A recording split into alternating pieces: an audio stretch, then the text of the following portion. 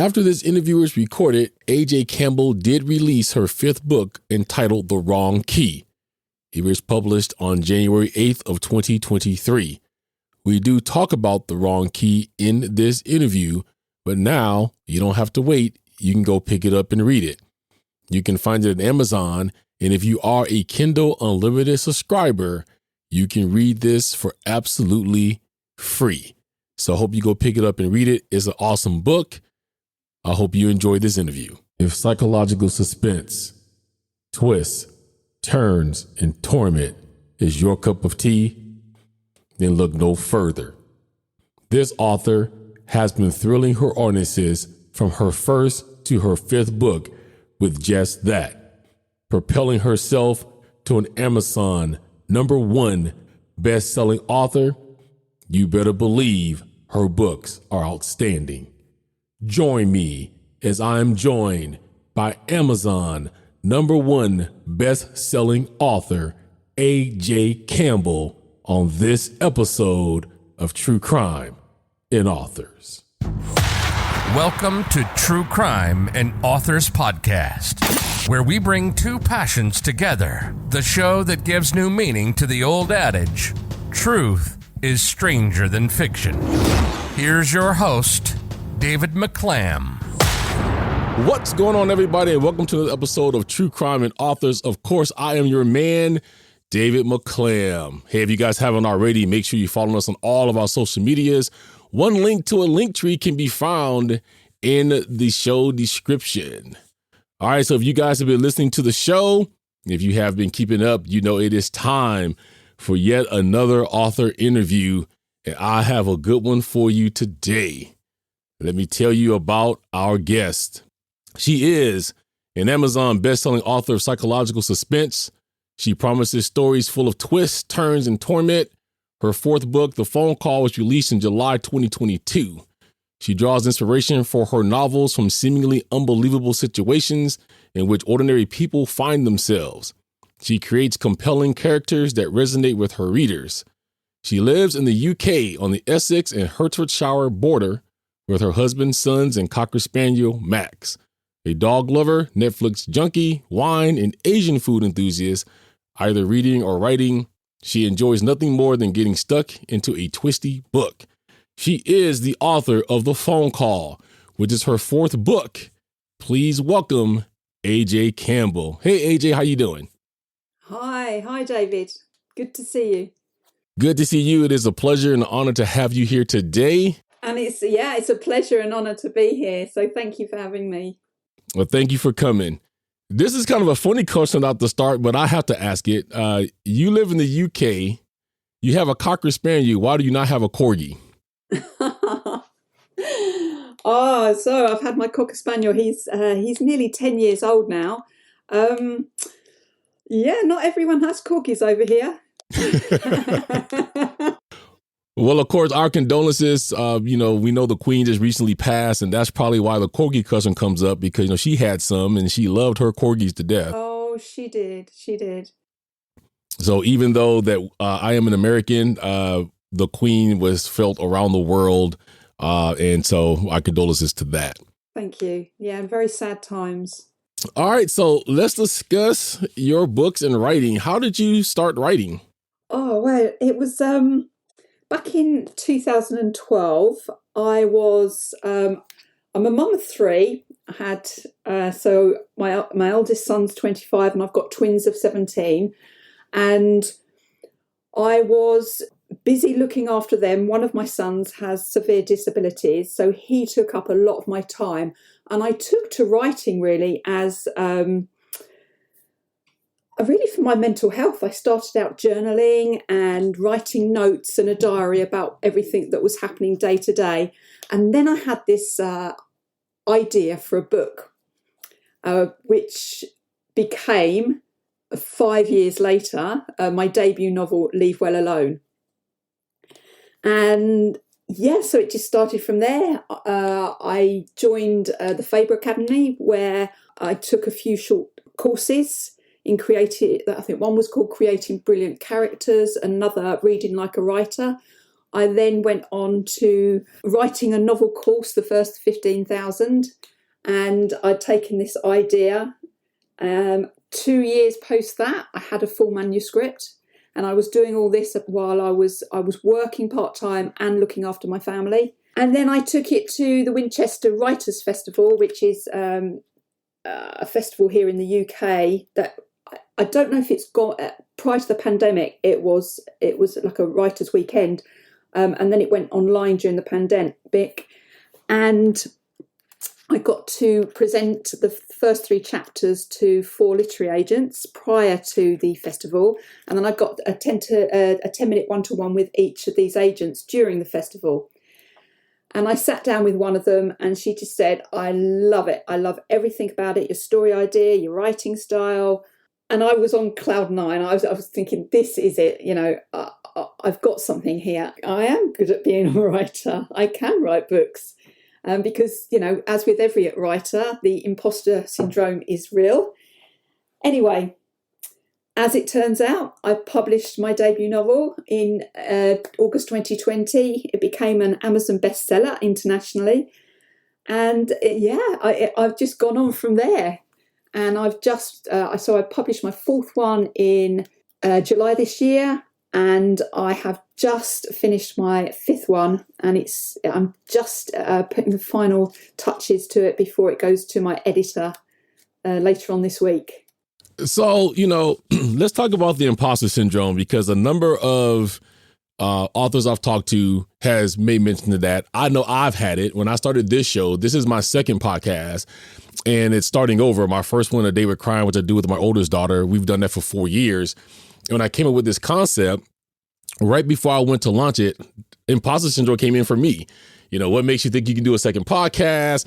What authors want to come and talk to you? You're starting all over. And then I find out when you kind of knock it out the way and jump into it, it becomes a better thing at the end. So you release your first book, Leave Well Alone. It becomes a #1 bestseller. What did that do for your imposter syndrome right there? Oh, wow. Knocked it on the head. And then it comes back with every book. It was amazing time. I didn't know what to expect. I didn't know anything about publishing. I took a self-publishing course at the beginning of January 2020. I worked like a dog, I tell you. The long hours I put in, especially during 2020, because it was the pandemic. My kids were at home for 6 months. I was still helping my husband in his business. So, you've just got to throw yourself out there. As my friend said to me when I was, the imposter syndrome was really kicking off for me at the beginning of 2020. She said to me, leap and the net will appear. And I kind of like that stuck in my mind, that expression, leap and the net will appear. And that's what I just do. I just leapt into it. Well, I'm glad that you did. Just so the audience knows, as we've said, you do have 3 other books.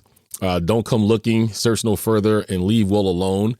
I wrote to you when you wrote to me to come on the show, and I asked, what book should I read? And you funnily started with your fourth book, which is The Phone Call, which I have read.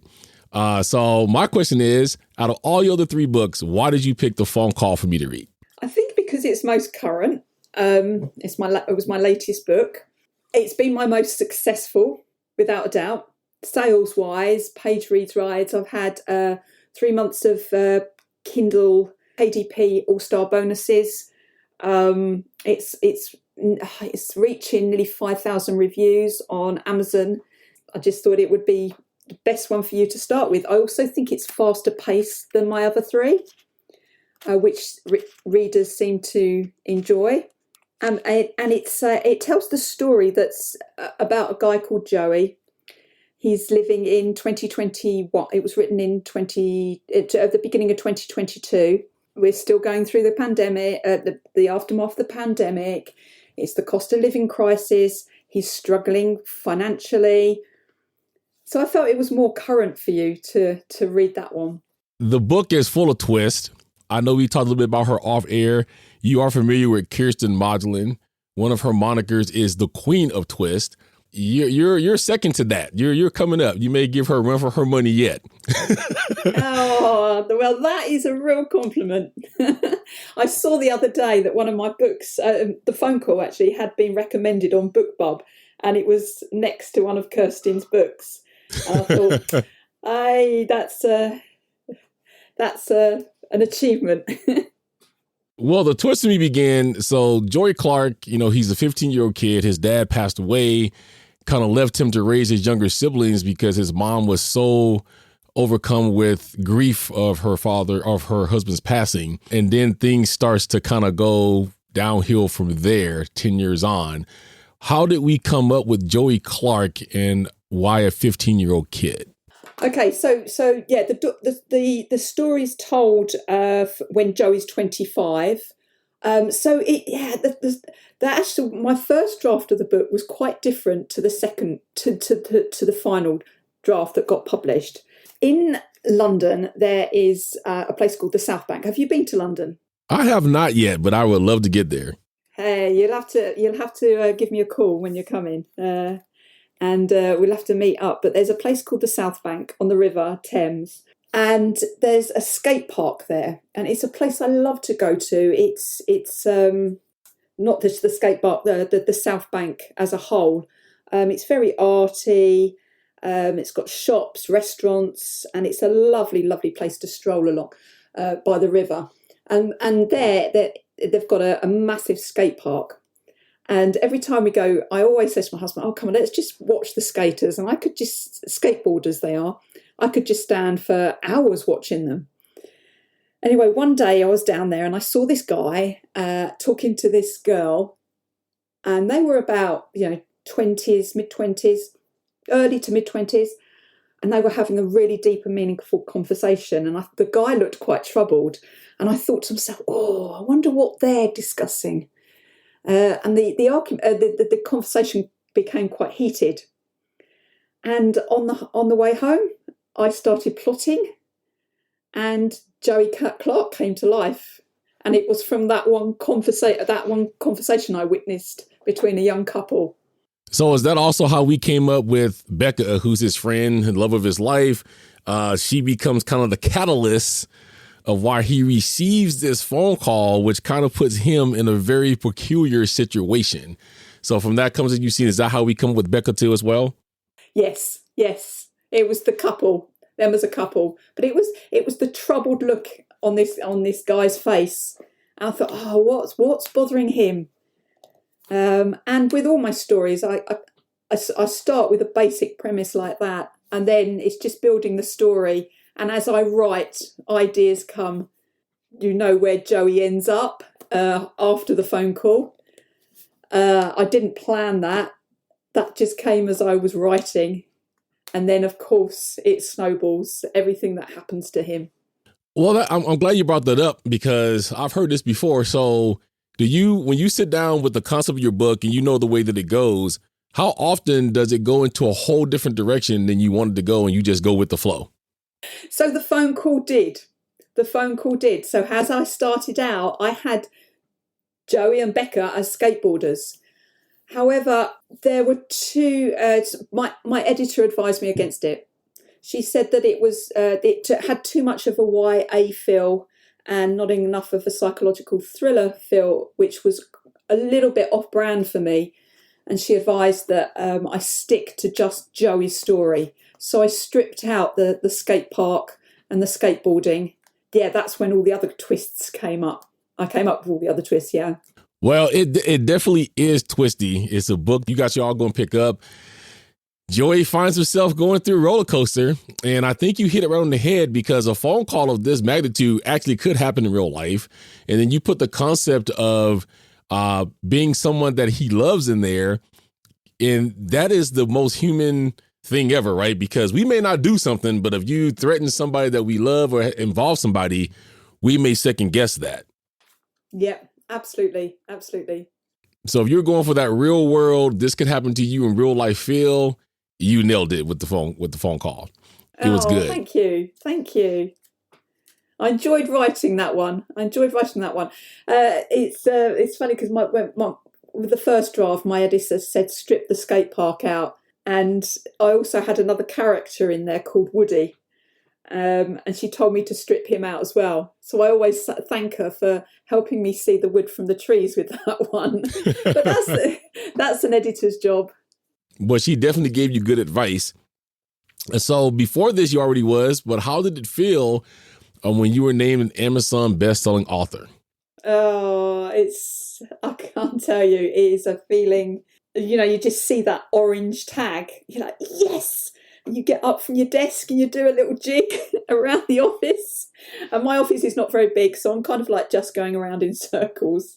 But yeah, it's just, what can you say? It's an incredible feeling. Just, you think, oh, that was all worth it. Especially to do it without a publisher. So knowing everything that I've put into, every hour, everything I've put into getting that book there, it has been worth it. So how does it feel that your name is in some of the same circles with some of what we consider big thriller writers? For instance, it was written that your thriller is full of twists and turns, but it's perfect for readers of Lisa Jewell, Frida McFadden, Sherry Lapina, Adele Parks, Miranda Ricks, Jackie Cobbler, Lucy Foley, Sally Hipworth, and Daniel Hurst. Frida McFadden, I know her because I reached out to her before and I had a conversation with her. I hope she comes on the show, but she writes fabulous thriller books. She does. So Frida is in the same group I was talking about, the Facebook psych thriller authors. So yeah, I haven't met her, same as I haven't met Kirsten, but I know Frida through my writing. Oh yeah, it's when I was first asked to join that group. Yeah, because I think there's 10 of us. I was really, really over the moon. Especially because it's so early for me. I've only got 4 books out there. I think Kirsten's got about 30. And yeah, she has an insane amount. Frida's not far behind. And her books sell incredibly well. I remember looking at her a while ago, and the number of ratings she has on Goodreads and Amazon, it's quite incredible. I've only got 4 books out there, and to be, alongside them, I'm really proud of that. Well, with 4 books out, you're doing incredibly well. I hadn't heard of you. I was looking around for authors. Kirsten didn't tell me that she was in the group with you, and so when you wrote me, I'm like, yeah, let me check this person out. And then you said #1 bestseller. I'm like, oh, she got 4 books. And then when I read the phone call, I'm like, I see why. Oh, thank you. I don't know if you've been able to read anything that anybody's written. I like to do this for authors and I find these, but every review that I ran across, especially on Amazon, has all been 5 stars. Just a couple of those. The plot was very clear and I thought it was a brilliant ending. That was from Bookend Reviews. Someone else wrote the momentum of the story never faltered and there was always some action or event happening to keep us, the reader, engrossed. And it just goes on and on for the praise of your book, that you are a brilliant writer and that everybody is enjoying what you're writing and they're looking forward to whatever else you're putting out. How does that make you feel? Oh, incredible. It's hard to describe the feeling. So I do read all my reviews. And, every time a review comes up I was reading one the other day. It was, I'd missed it. It was, I don't know how, but my husband came into my office the other night. He said, have you seen this review? Because you haven't told me about this one. It was someone who said she was part of the American Campbell clan and how much her and her friends enjoy my books and thanking me for the hours of entertainment and intrigue I give them. And that review was, it really touched me. I think, the Campbell clan. That sounds good. Come join the Campbell clan. Well, let me tell you, I haven't had a chance to sit down and write my review yet. I will be doing so. It's a 5-star from me too. I never shared this with you yet, but I was not a thriller reader at all. Didn't want to venture into that. I'm more of a autobiography, true crime type reader. And when I started joining several different groups, they were all reading different things. And I said, all right, I'm going to branch out this year. And so one of the groups I'm in, led by a girl named Kristen, The first thriller I read was by Darby Kane. Me and my daughter and I had found one of her books in a book club, so we decided to read it. I'm like, all right, that was pretty good. And then I was introduced to Sarah Ennis in the Dollhouse trilogy. And when Kristen introduced that to us, she goes, hey, she's releasing a third book, so we got to read through these next two books quickly. And I read those within a day, and I'm like, this is good. So I opened my mind up to psychological thrillers.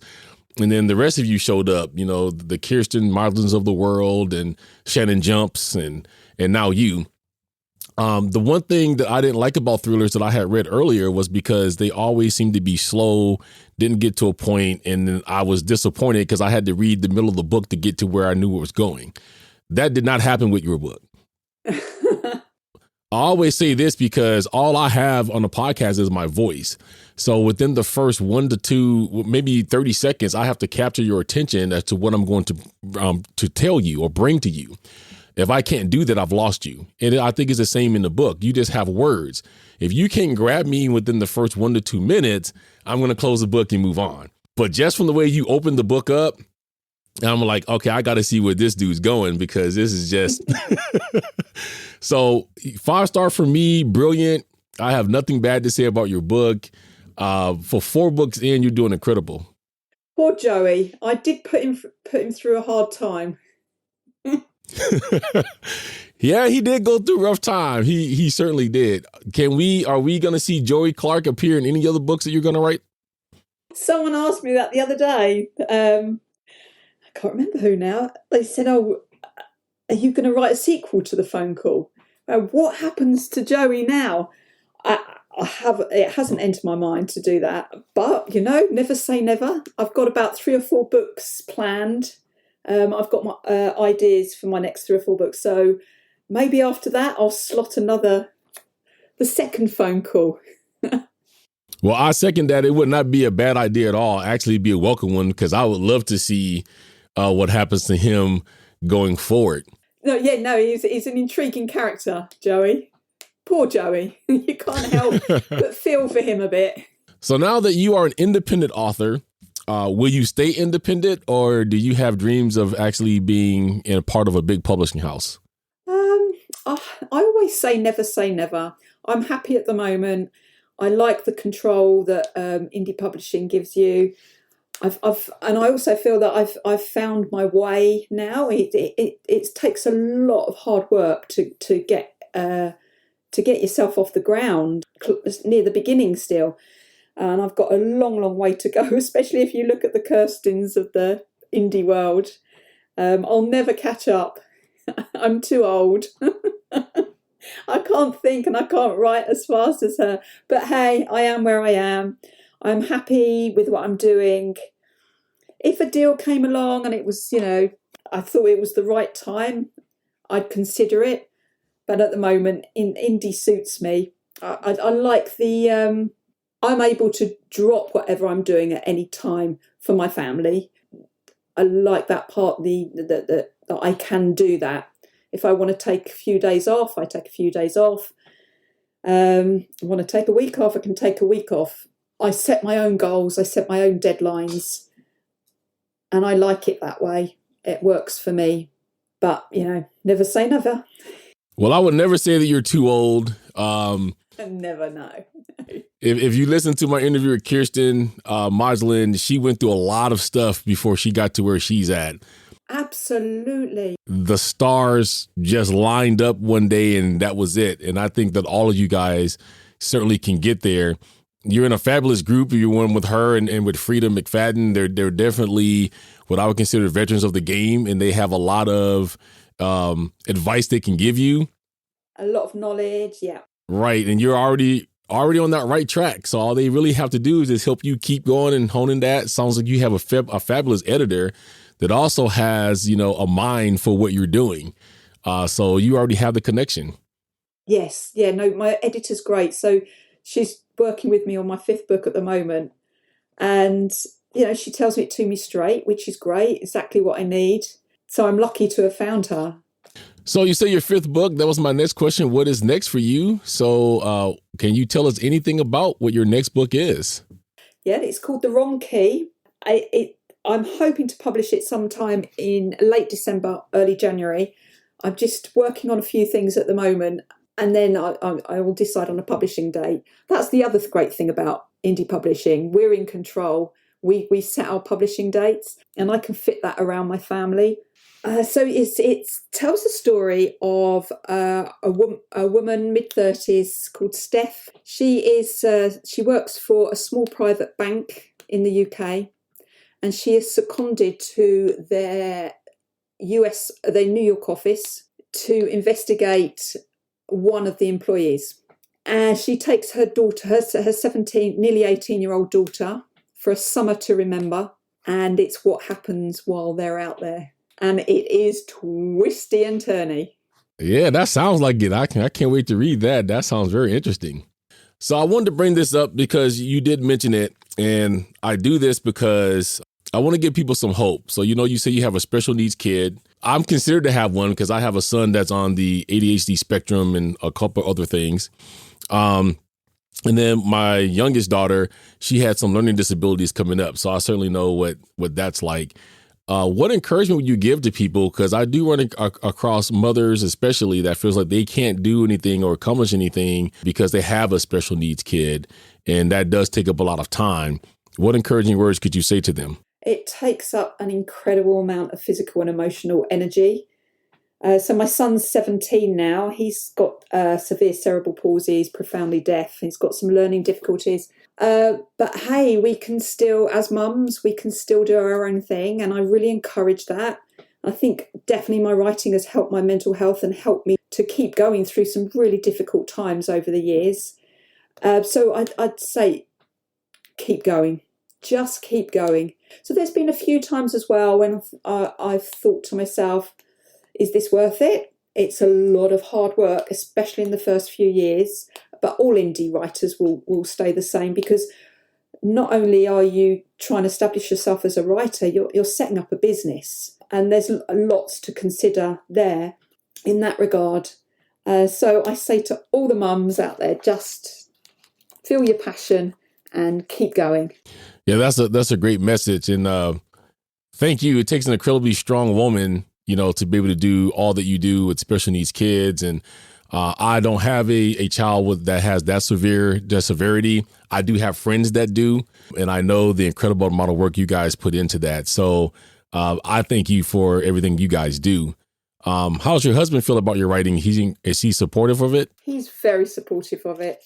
It's all happened to our family. He was incredibly ill during the pandemic, and he had to have some major surgery.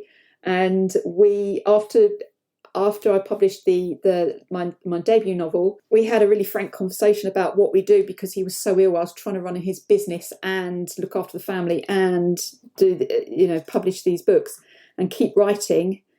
And I think something that the pandemic taught all of us is that, you've got to do what you love and drop what's not important to you. So we gave up his business, and now I'm the breadwinner for the family, and he helps me out with some of the admin around the indie publishing.